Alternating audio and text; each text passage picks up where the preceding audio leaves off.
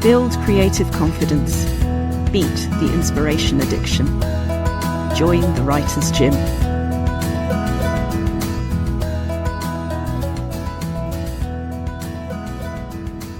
One of my favourite moments interviewing Dr. Kim Fleet last week, and possibly one of my favourite moments of the podcast in general, was when Kim told the story of a ritual that has helped her in her life as a freelance writer. It's called jumping up and down on a rejection. And as a student, Kim physically jumped up and down on a copy of something that had been rejected.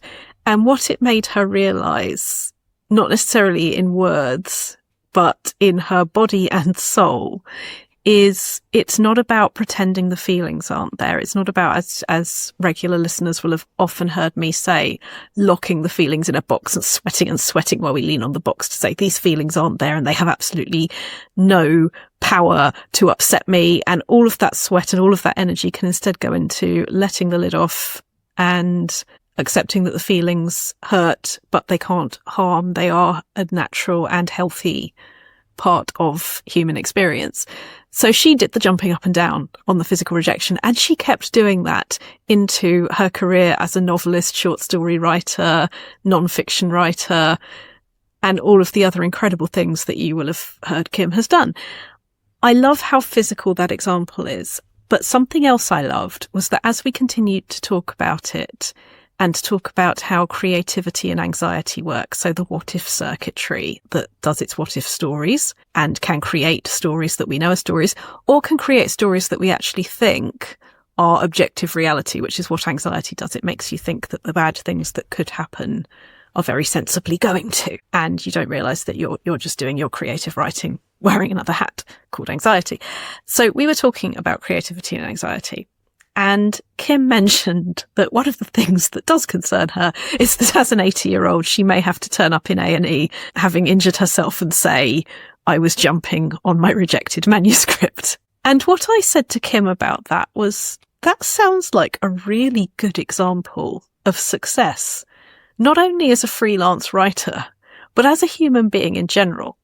Given the way people I know have turned up in A&E, and some of those stories are, while very funny, far too gross and painful for me to put here in case anybody doesn't like hearing about what goes wrong when you use a blender while drunk, for example. Hi, Ali. Then, you know, it's probably more than you need on here. So what I said to her was, that's actually an example of somebody being 80 years old, having started as a freelance writer way, way, way younger than she and I are now, and carrying on, and it being part of your life for all that time.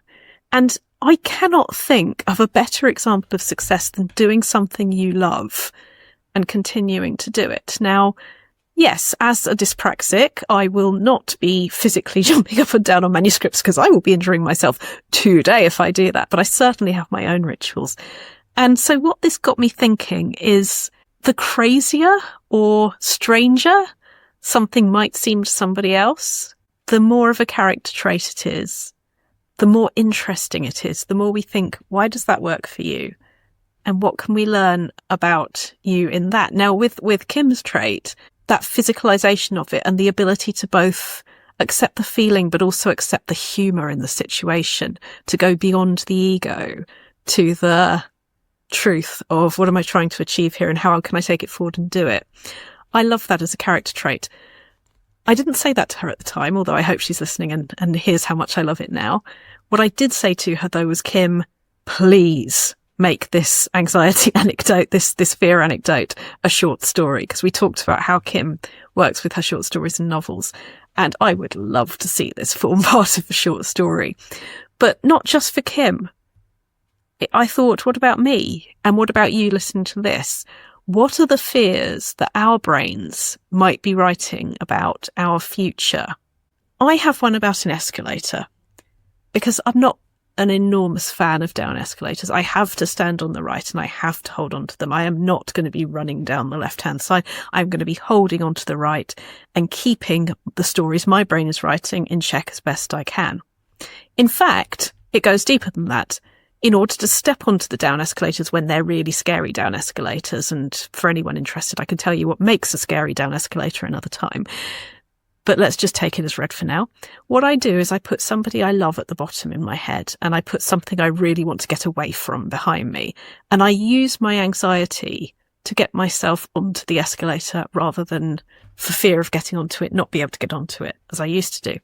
So I might actually imagine there's a fire behind me, or I might just imagine that somebody I don't like is behind me and that somebody I love very much and want to see is at the bottom.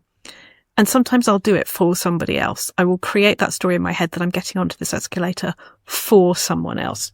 Now, if I weren't telling you about this out loud, this would probably just carry on living in my head, and I wouldn't think anything of it particularly because it is just life as I know it.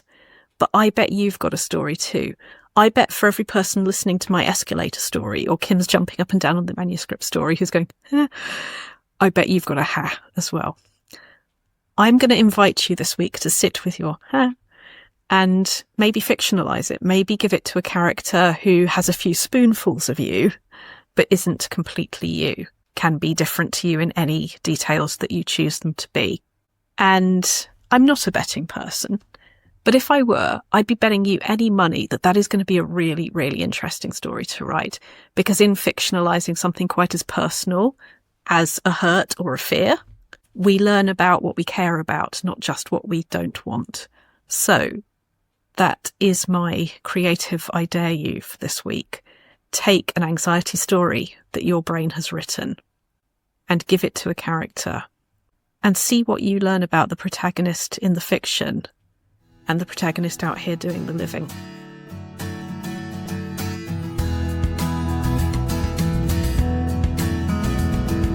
You've visited the Writer's Gym with author and coach Dr Rachel Knightley. Production and sound design are by Ashley Lexine, and theme music is by Chris Gregory.